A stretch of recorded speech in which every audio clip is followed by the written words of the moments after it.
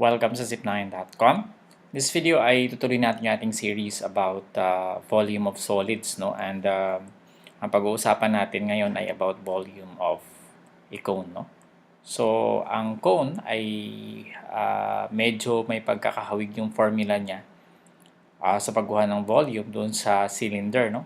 If you can remember yung previous, or if you have watched the previous video, the video before this, makikita nyo that the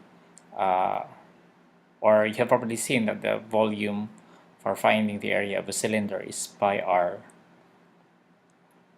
squared times height, no? Where r is the radius and h is the height, no? So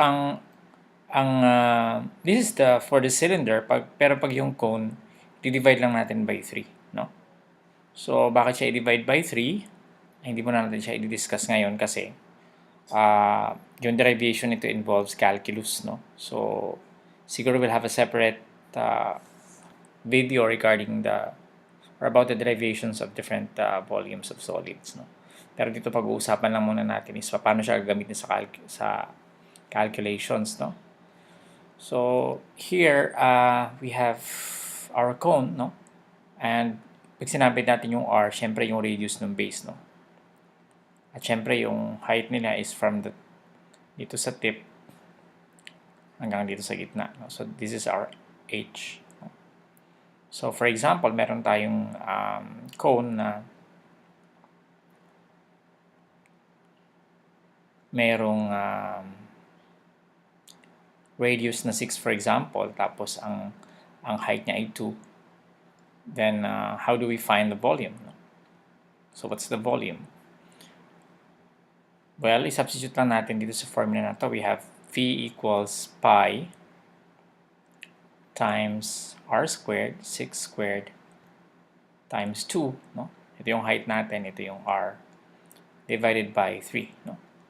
So that is equal to pi times 36 times 2 over 3. Okay?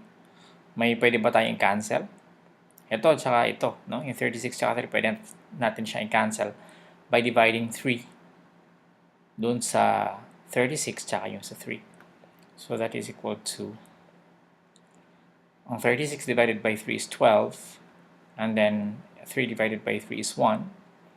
So we have pi times 12 times 2 is 24 pi over 1, which is equal to 24 pi. So pag wala namang sinabi na kailangan nating i-compute yung value ng pi, this is already correct, no? Pero pag halimbawa given dun sa problem that pi is equal to 3.14, for example, so we have to multiply 24 by 3.14 para makuha natin yung volume. So we have example 2. Example 2, we have, for example, siguro dito na rin tayo para maluwag, no? Let's have example 2 here. Ang radius niya kunwari ay 5. Burahin na natin lahat. So for example, we have r equals 5, tapos ang h natin ay 0.6. So what is the volume? No, ganun pa rin, no? I-substitute natin sa formula. Volume equals pi r squared over 3, no? 5 pi r squared height over 3. So we have pi times the radius, which is 5, squared times 0.6, our height, divided by 3. No? And then volume equals pi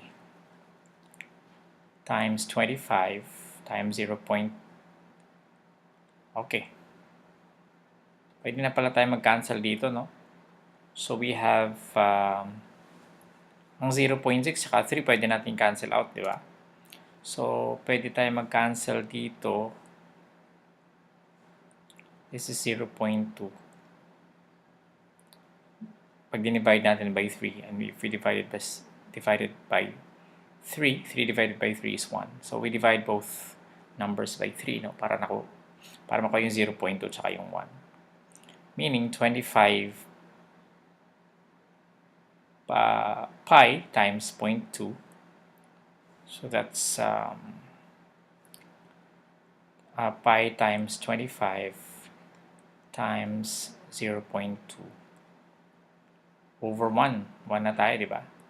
Ano ang 0.25 times, ano ang 25 times 0.2? 0.2 is 1/5, di ba? Ano ang 1/5 ng 25? That's 5, di ba? So, magiging 5 pi over 1, which is equal to 5 pi. Okay? So, nakita nyo, 1/5 ginawa, yung 0.2 ginawa ko 1/5. Yan ang isa sa mga advantage kung familiar kayo mag-switch from decimal to percent to fractions. Na pag nasa-switch nyo yan, minsan mas convenient.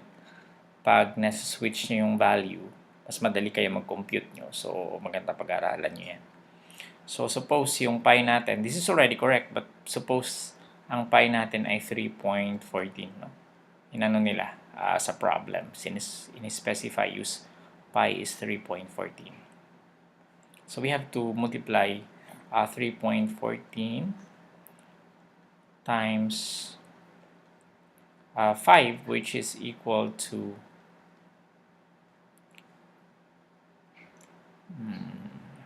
5, di ba? So, that's 20 carry 2, 7. 15, no? Tama ba? 20 carry 2, 7, 5 times 3, 15. So, that's 15.70. Okay? So, 15.70 is our volume. Ngayon, kung may unit yan, no? Siyempre, kung may cm, halimbawa. So, we have, this becomes cubic centimeters. So, nauna kami ng example, di natin nilagyan ng units. But, siyempre, kung may nakita kayong units, dapat may unit din yung sagot nyo, no? Okay, so that's it for our video on finding the volume of a finding the volume of a cone, no? So, may susunod pa tayong video, no? Sa susunod na video, ang pag-aaral naman natin is paano naman pag-ano yung height at saka yung radius, no? So, abangan niyo yung susunod natin na video. Maraming salamat. Gusto ko kayong invite sa ating YouTube channel. Ito yung ating address. And of course, sa ating website, no? Pwede kayo mag-subscribe both sa channel at sa website. Okay, maraming salamat. I hope meron ka natutunan sa video na to. See you in the next tutorial.